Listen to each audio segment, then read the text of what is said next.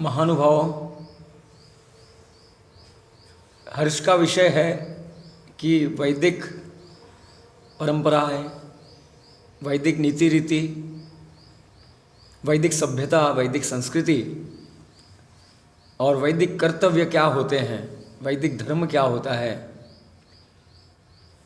विशुद्ध वैदिक जीवन क्या होता है, उसमें कौन कौन से गुणों का समावेश होता है, कौन कौन सी प्रक्रिया परंपराओं का समावेश होता है,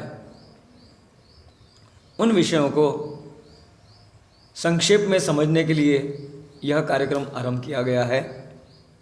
हमारा सौभाग्य है कि पूज्य स्वामी शांतानंद जी, जो कि गुजरात के भवानीपुर में संत औधवराम वैदिक गुरुकुल को संचालित करते हैं, उनका सानिध्य हमें प्राप्त हुआ है। तो आज के इस वर्तमान युग में लोगों के पास समय का बहुत अभाव रहता है। लंबे प्रवचन आदि सुनने के लिए उसके पास समय नहीं होता है, सुविधा भी नहीं होती है। ऐसे समय में हम थोड़ा थोड़ा करके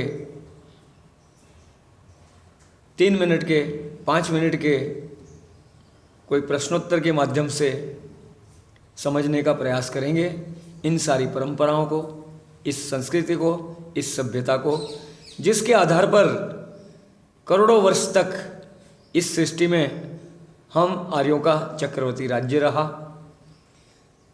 धन वैभव शिखर पर रहा और विद्या के क्षेत्र में भी पूरे संसार को ज्ञान विज्ञान की ज्योत देने वाला यह आर्यावर्त देश था। इस आर्यावर्त में वैदिक परंपराएं चलती थी। कुछ काल पहले उन वैदिक परंपराओं में से कई परंपराओं का लोप होने लगा विकट परिस्थितियों में। पूज्य स्वामी दयानंद सरस्वती जी ने, महर्षि स्वामी दयानंद सरस्वती जी ने, देव दयानंद ने इस प्राचीन वैदिक जीवन प्रणाली को अपने जीवन में उतारने के लिए अपने प्रवचनों से, अपने जीवन से, अपने कार्यों से बहुत सारा हमारा मार्गदर्शन किया। उसी कड़ी में कई आर्य विद्वानों ने, सन्यासियों ने, वानप्रस्थियों ने भी काम किया।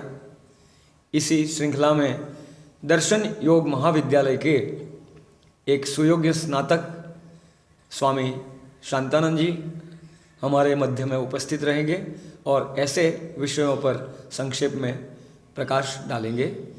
तो आगे इस क्रम को हम जारी रखेंगे और आप भी अपने प्रश्न, आपके मन में जो जिज्ञासा हो, प्रश्न हो, उनको भी आप हमें भेज सकते हैं। उनका भी यथा योग्य वैज्ञानिक और तार्किक समाधान प्रस्तुत करने का प्रयास किया जाएगा। ठीक है, बहुत बढ़िया।